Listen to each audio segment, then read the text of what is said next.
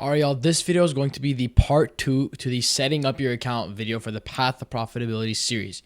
Okay, this video is going to specifically cover logging in with TradingView and setting up your account and all about TradingView and how it works, because honestly, I wish I made this video earlier whenever I made that setting up your account series, or part when I made that second video. So it will all be together about setting up your account, how it all works and all the platforms. But now someone pointed out to me and I thought it was a good idea to make it now. So we're going to be covering how to set your account up with TradingView if you guys work with TradingView, regardless if you use a prop firm or if you have your own demo account or if you have a live account. Okay, this is how you're going to set this up. So here I'm going to log into my credentials. Okay, if you guys use TradingView, for example, I work with Apex Trader Funding right now. I have a TradingView account with them. When you go to your dashboard, they will give you your TradingView account user and your password. Okay, you're going to log in. You're going to copy paste your username, and you're going to copy paste your password, and you're going to hit login. Okay, this is going to log you into your account. This takes some time. Okay, then it's going to say simulation. Okay, you're going to want to click on launch right here. Right, this isn't a live account, it's a simulation account. So you're going to want to click on that simulation. Then it will take you here. You're going to see the chart. Your interface might be a little bit different, so you're going to have to tweak it around. But just so you know, I'll add some stuff so it might look a little bit similar. I forgot what other, I think you have like a second chart over here and you have something else underneath it, like whatever, like this. But for the most part, you can adjust it to however you like. For me personally, I adjusted it so I have only one chart, which is just the plain NQ chart. Right here on the top left, you can see the NQH5. And all you do is you're going to have to X out like that specific tab if you guys want that specific tab removed from your screen. All right, now let's go over how the interface works. So you have your chart. Of course, you can scroll, you can move it around, you can adjust it. If you guys might try adjusting it like this, and you'll see like sometimes it'll catch it back and auto fit you back to the original part of the chart. So in that case, I got rid of that setting. All you have to do is go to your settings, which is this icon right here, this box. You're going to click on continuous auto fit. You're going to make sure that's selected off. Okay, once you make sure that's selected off, you should be able to click around and drag without having like making your screen catch back to the current candles, right? It just gives you some more flexibility. Okay, and then if you're ever scrolling on the chart and you want to go back to the recent price action, you can click this arrow up here. It'll take you to the current. Wait, you guys can't see that. You can click this arrow up here. It'll take you to the current bar. Okay, and that'll take you back to where you're at. Let's move my face back to where it was.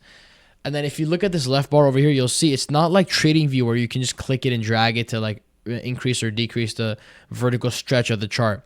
You're going to have to use your scroll wheel and scroll, which is a little annoying. I'll say that part, but it is what it is. That's what the platform does. We're going to have to get used to it if you want to use that platform. And so that kind of covers what the chart does in terms of like viewing the chart. You might also have some indicators down here that you maybe, let's say, I think it comes standard with volume. And I have this ATR indicator added for one of my strategies, and I will probably cover this later in the series. But for the most part, if you want to add indicators, you click over here, this indicators, and you can add whatever indicator you want. If you search for it, you can search for it as well. For example, moving average or EMA, it will show itself right here, and you can click that and it'll add it to your chart. And if you want to get rid of your indicators, you just click on the setting icon. And you click this trash icon, it will take away your indicator, and you can disable it so it doesn't show if you want it to not show. But it will still display on the chart over here, like a specific section for it. And now, if you guys want to customize the colors of your chart, you're gonna want to click, I guess, still be on this tool, this settings icon. Click on the NQ, whatever N symbol you're on, along with the time frame. Click on that, and it'll give you all the options to color your time frames, the bodies, the wicks. Right, these are the wick up and wick down for the bearish candles, and for the bullish candles, the body up and body down, and for body neutral. This is if there's no body, or if it's like a doji candle where the open and close are equal price. This is what that's for. And these are the buy fills and sell fills. I haven't changed these colors because they don't really bother me, but I just kept it how it is. And I haven't touched anything else, really. Everything else here is pretty much the same, except just these colors part that I've changed, right? If you guys know, my TradingView screen is green and black, so I mainly use green and gray color coding. And if I put black, I won't be able to see the candle, so I just put a different shade. So I just put gray. Now, another key component you guys are obviously going to be using is time frame, right? This is going to be your time frame icon right here, a time frame tool, time period. You're going to click on this, and whatever time frame you want to use, these are like pre-selected time frames you can select from. But if you want a custom time frame, you can click on recent custom time frames. These are not custom time frames. Wait, where do we go for recent time? Oh, custom time right here. Click on custom time, and you could choose however many minute time frame you want to use. Okay, and that'll let you customize it to however you like. I personally chose seconds, and I chose 30 seconds as my time frame because you guys know I trade on the 30-second chart. We scalp, so I use a 30-second time frame like that. Once you put that, you can also go back to it by clicking recent custom time frames, and it'll show up right here. So that's a quick way to select from it. If you ever go to, like, for example, the 15-minute and you want to go back to the 30-second, you click over there and it'll take you to your recent custom time frame. Now, these are icons for zooming in and out of the chart. I don't necessarily use that as well because I just use my scroll wheel and I just scroll around. And a good thing about this, when you scroll in and out, it's not like TradingView where it just scrolls to the most right side. It scrolls wherever your mouse is hovering. So if my mouse is hovering here, it'll zoom in here. If my mouse is hovering here, it'll zoom out, like that being the center point. Now, executing your trades, that's going to be another key component because you're not going to just look at the chart. You're going to take some trades. If we take a look up here, we see buy market, sell market, buy bid, and sell ask. When I trade, I click buy market or sell market. I don't buy the bid or buy the ask because I want to make sure I get in 100% when I get my entry. So I'm going to click buy because sometimes when you click buy bid or sell ask, you're not going to get filled in on your entry, right? Or filled at the price you want because this gives you a better price. But sometimes you might not get filled at it. You might not get filled. When you press buy market, it'll 100% fill you at whatever price is the most favorable at the current time when you press buy or whatever's available. Okay, so let's say you want to get into a long position. You think price is going up. You expect it to go up. You're going to press buy. Okay, and then if you think price is going to go down, you want to short because if you guys don't know, you can make money to the downside with futures. You're going to press sell market. Right? This is in the case where you have no active positions. If you have an active position, let's say you have buy, you pressed buy, you're with one contract, you're in a position for, what did I just do? Oh my God, I just zoomed in the chart so much. Don't know how I did that. But we are back to normal. So what was I saying? So if you have a buy market position and then you press sell market, that's going to close your position because you're selling your position currently that you're in. If you're in a buy position, the opposite of that is going to sell your position, and that opposite is going to be a sell market. And if you're in a sell position where you're a short position where you're playing to the downside, if you press the buy market, that's going to exit your position as well, right? You also want to make sure the contract sizing is the right size, because if it's different, it might even reverse your position or not fully cancel it. For example, if you're in for a buy market with 5 contracts, I can't take any trades because the market's closed and I'm on my accounts, but I'm not gonna, just for like the sake of explanation, if you entered with buy with 5 contracts, you want to make sure you also sell with 5 contracts if you want to fully exit your position. Okay, and if you want to exit half of it, well, unfortunately, you can't do half. You can't do 2.5. You can only do 2 or 3 contracts. But that's why we have the micros. Again, if you want to trade them, you can trade the micros if you guys want that extra availability of choosing more precise contracts. You can go on the micros. But let's just stick to the NQ for now. If you guys want to be able to exit like half, make sure you reduce this, for example, to 2.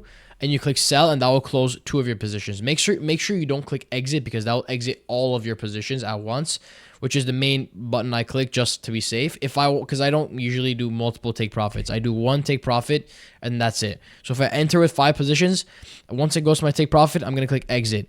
Sometimes for some of my strategies, I also have an exit, an ATM strategy set, which we'll cover in a second. But for the most part, whenever you have a position and you want to exit your full trade at your take profit, just click exit at market and cancel. This cancels all your active orders along with exiting all your positions at the current price right now for a market order. Okay, so yeah, I don't do any of these if I want to exit just to be on the safer side. You can if you want to, but I just do it on this. And these are some extra stuff for specific. If you want to just cancel instead of exiting, it does cancel. Okay, canceling, let's say you have open limit orders that haven't been filled yet, or you have open take profit or stop loss order. This just cancels all of those while you're still in your position. So you're still going to be in your position. It just cancels the orders that aren't filled yet. Exit and cancel, it will exit and cancel. That's what CXL means. At least I believe that's what it means.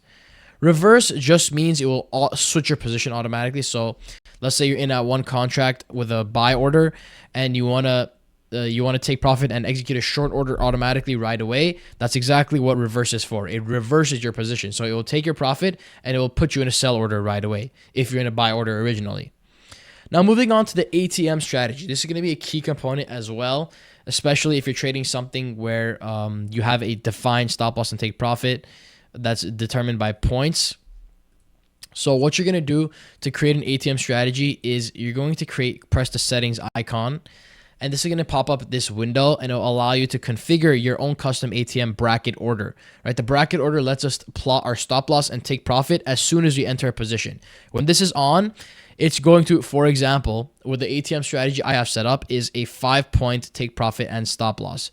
I say take profit and stop loss because that's the type I have set up over here. Take profit and stop loss, the same as TP plus SL.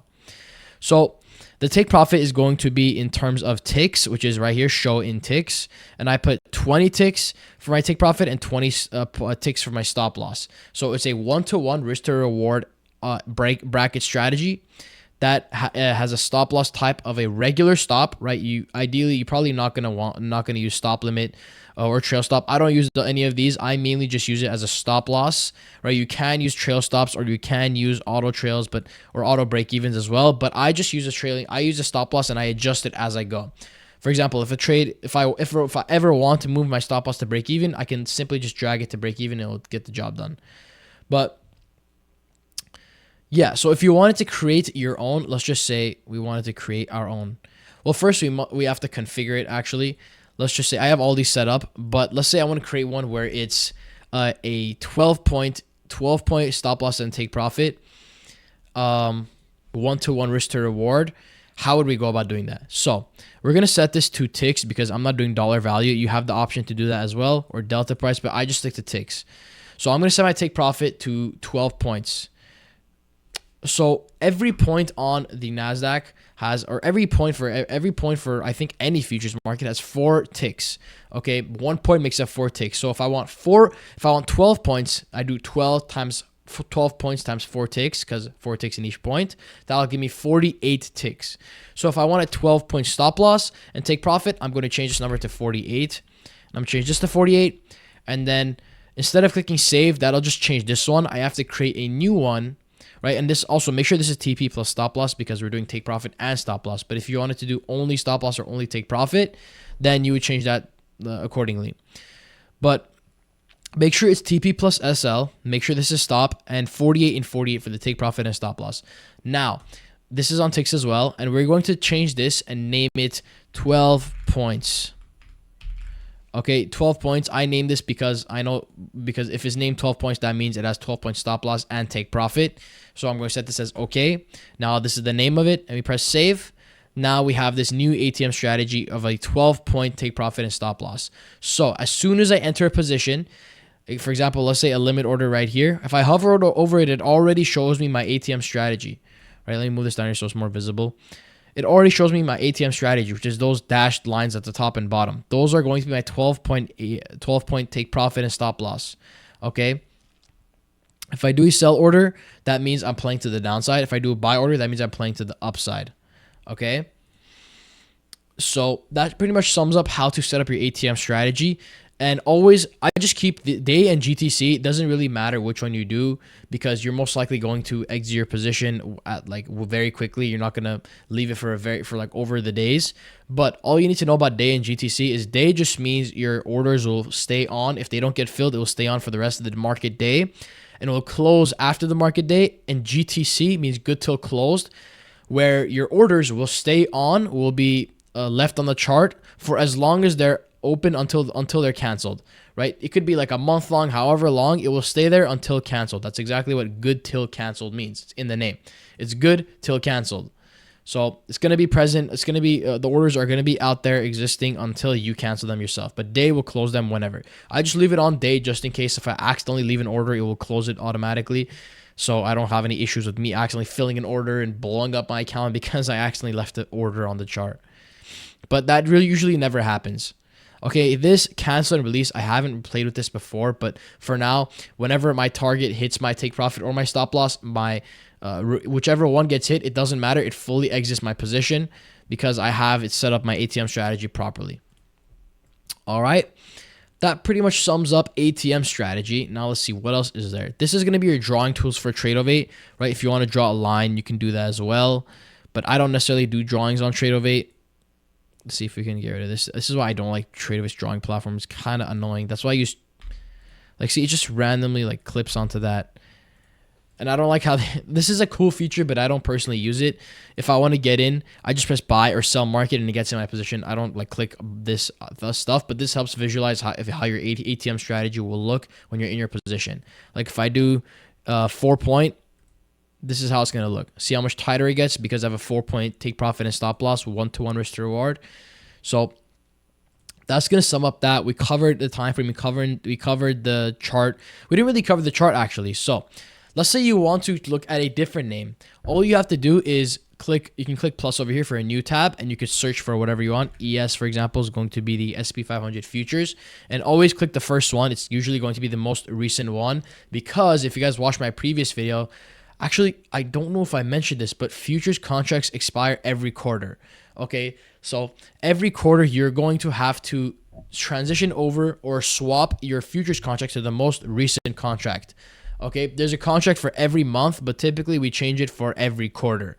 Okay, and the good thing about these platforms is they'll automatically roll it over for you. So if you're trading, for example, NQH5, which I forgot what month this expires, but let's say this expires in February, the end of February, typically what you'll see is as we approach end of February, the volume will die off on this contract, and the next contract, which is going to expire the next quarter, for example, or let's just say the next contract, let's say it's going to expire in June, that one will start to gain volume. And as soon as that contract, by the way, these different contracts move the exact same pretty much. It's just the only difference is the volume in them and the liquidity.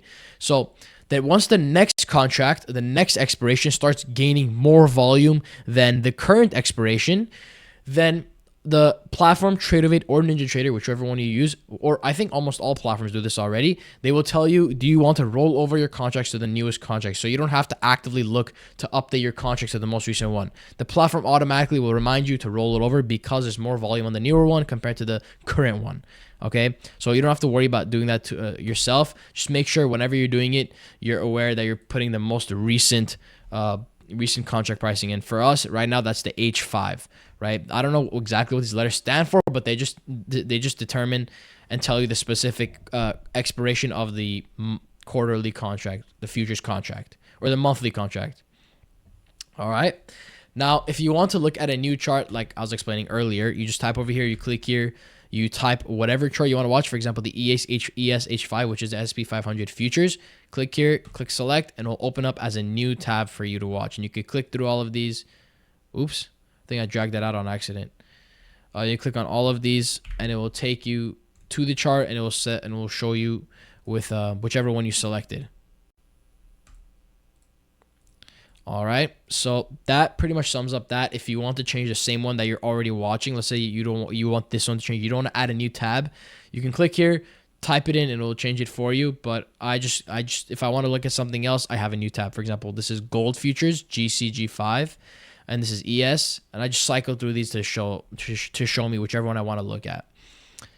And I don't really touch any of the stuff up here. If you want to add a new window, for example, let's say you want to trade with the super dom, instead of don't just click on it because that'll open up as a new window like this. Okay, and that just glitched out of there. And then if you want to close it, you're gonna have to close it. It's gonna ask you, do you want to confirm? You can click OK. But if you want to open it as like an extra thing on the side, as like on your main screen, you're gonna want to drag it, and see it gives you the opportunity to put it wherever you want. Let's say I want it right next to the side of my main chart. I'll click it here, drag it here. I want my DOM to represent the NQH5, and it will show up right there. And I can drag this to however I want, all the way to the side. So this is minimized, and I have my chart as my main screen, and I could trade like this if I use the DOM to take orders. You can also take orders off this as well, but I don't use the DOM to take orders or to look at it, so I just mainly use a chart. So that's what I have. This is how I have it set up. All right, so that pretty much sums up TradingView. Let's see, what else is there? There's a bunch of other settings you can configure, like your current position. This is what will show up whenever you're in your current position. So it will show a line, horizontal line, showing exactly where you entered and show that price right here. Just like how there's a box at where my cursor's at, it's going to show the same thing, but wherever you entered. Okay, fills and orders. These are going to show you all your fills and orders. I don't know why these are off. Yeah, it's going to show you all your fills and orders when you enter your position, because when you're trading on TradingView, it will show you like a triangle for wherever you entered and like lines on wherever you got filled, and your order lines for just like how whenever I was showing you guys, when I hover over this, it shows me my order lines. It's going to show like this while you're in your position if you have the order lines on. So I just highly recommend keeping all those on. Price levels, these are, for example, the high and low price. This is automatically set on for me. I just never touched it. You just keep it there, just why not? It represents the high price, high of day, low of day. See if you can find that. Jesus Christ. Yeah, low of day right there. Open price, if you want, last trade price, you can have that there as well. But I don't have that on because I like keeping it just a clean, simple chart, just the candlesticks, nothing more. Just a very clean chart. That's how I like it. You guys can customize it how you want. The settings icon just gives you in a different format, so you can look at it like that. Pretty much show P&L on price line. Okay, I never even found out about this. This is pretty cool. But indicators, covered that already.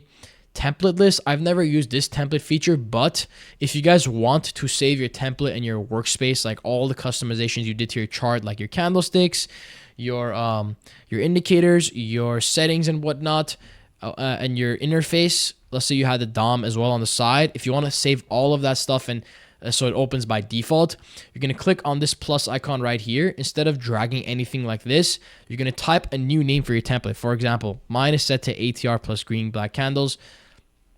You guys can name it whatever you want. So example template,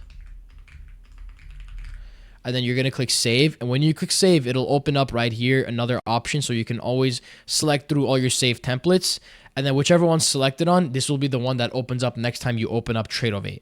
Okay, and if you guys have previous ones that you want to import, you can also import. You can reset it to complete factory settings of your workspace if you guys want to do that as well. And TradingView, I guess they have custom workspaces for you if you want to use theirs.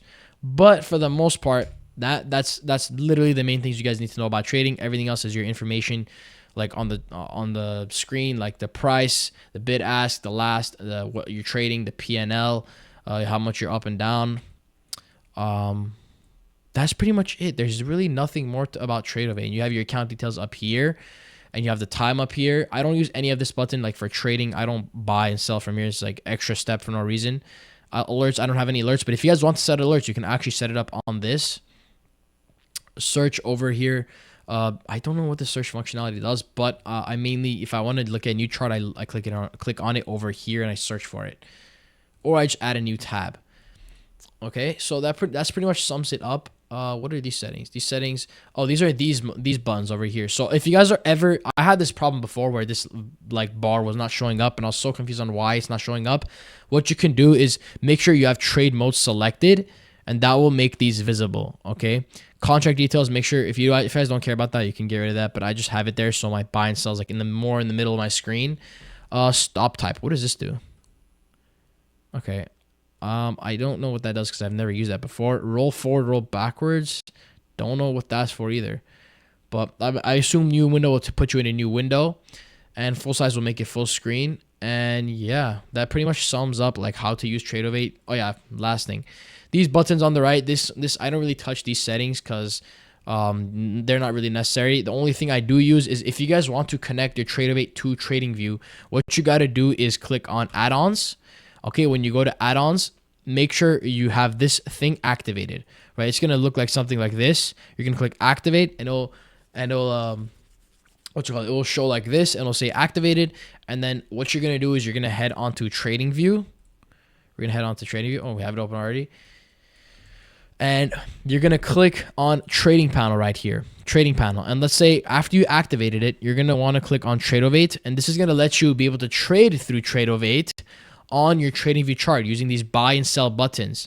Okay, that way, for example, let's say you like TradingView's charting platform better, and you only use TradingView for executions.